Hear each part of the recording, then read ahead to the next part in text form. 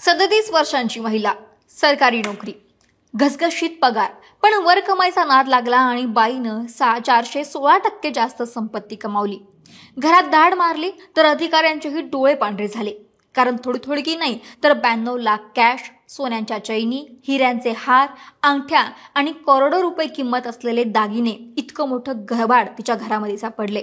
मी बोलते नुपूर बोरा या आसामच्या नागरी सेवा अधिकारी पदावरच्या महिलेविषयी.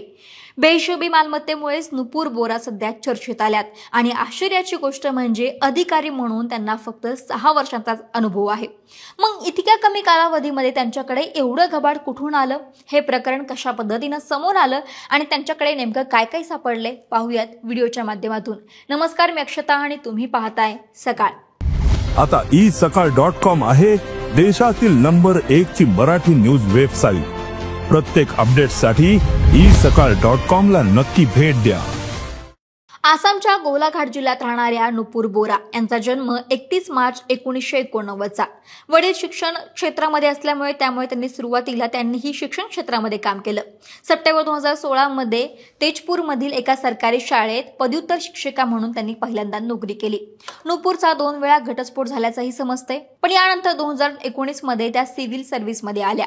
नुपूर बोरा यांनी कार्बी आंगलोंग येथे सहाय्यक आयुक्त म्हणून प्रशासकीय कारकिर्दीची सुरुवात केली होती.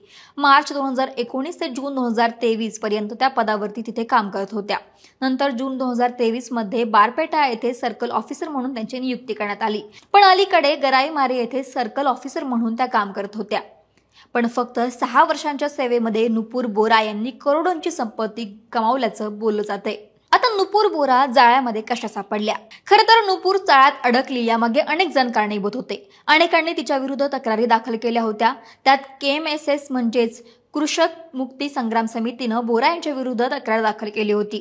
वादग्रस्त जमिनीच्या व्यवहारासंदर्भात ही तक्रार दाखल करण्यात आली होती आणि या तक्रारीनंतरच गेल्या 6 महिन्यांपासून त्यांच्यावरती पोलिसांकडून नजर ठेवली जात होती. त्यांच्यावरती आरोप आहे की त्यांनी पैशांसाठी हिंदूंच्या मालकीची जमिनी संशयास्पद व्यक्तींना दिल्या. त्यामुळे या 6 महिन्यांपासून पोलिसांच्या त्या रडारवरती होत्या. अशातच त्यांच्या घरावरती छापा टाकण्यात आला, ज्यात थोडं नाही तर करोडो रुपयांचं घबाड सापडलं. आता नुपूरच्या घरामध्ये टाकलेल्या छाप्यामध्ये काय काय सापडलं तेही पाहूयात. तर नुपूरच्या घरातून 14 सोन्यांच्या चैनी, हिऱ्यांचे 2 हार, हिऱ्यांच्याच 5 अंगठ्या आणि 3 बांगड्या जप्त केल्या. एवढंच नाही, तिचे गुवाहाटीमध्ये 3 फ्लॅट आहेत आणि 2 भूखंड आहेत. या 3 फ्लॅटपैकी माळीगाव येथील गोटानगर येथील तिच्या फ्लॅटमधून 81,83,200 रुपये आणि कोट्यावधी रुपयांचे सोन्याचे दागिने जप्त करण्यात आले. बारापेटा इथे नुपूरचं भाड्याचं घर आहे, जे सध्या बंद आहे. पण अधिकाऱ्यांनी तिथेही छापा टाकला आणि या बंद घरातही 10,67,200 रुपये जप्त करण्यात आले. दोन्ही ठिकाणांहून एकूण 92,50,800 रुपये जप्त करण्यात आले. जप्त केलेल्या दागिन्यांची किंमत 2 कोटींपेक्षा जास्त असल्याचं बोललं जाते. आता एखाद्याने भ्रष्टाचार करावा तर किती करावा? या नुपूर बोरानं जमिनीच्या व्यवहारासाठी एक रेट कार्डही तयार केलं होतं. म्हणजेच प्रत्येक कामासाठी एक दर तिनं फिक्स केला होता. 1500 रुपयांपासून 2 लाखांपर्यंत ती लाच घेत होती. 6 वर्षांच्या कार्यकाळात नुपूरची मालमत्ता तिच्या इन्कमपेक्षा 416.26% जास्त आहे. तपास अधिकाऱ्यांच्या म्हणण्यानुसार दक्षता पथकाने केलेल्या छाप्यात जप्त केलेली ही आतापर्यंतची सगळ्यात मोठी रक्कम आहे. याशिवाय आणखीन 3 ठिकाणी छापे टाकण्याचं काम सुरू आहे.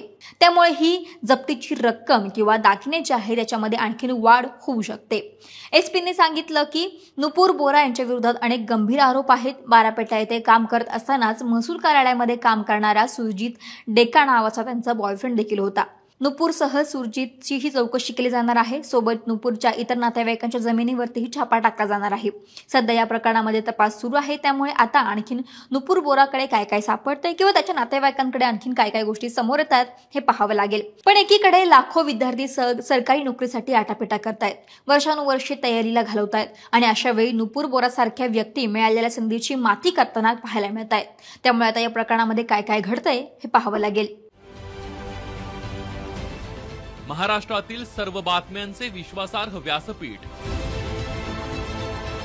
सकाळच्या सर्व सोशल मीडिया प्लॅटफॉर्मला लाईक, फॉलो आणि सबस्क्राईब करा.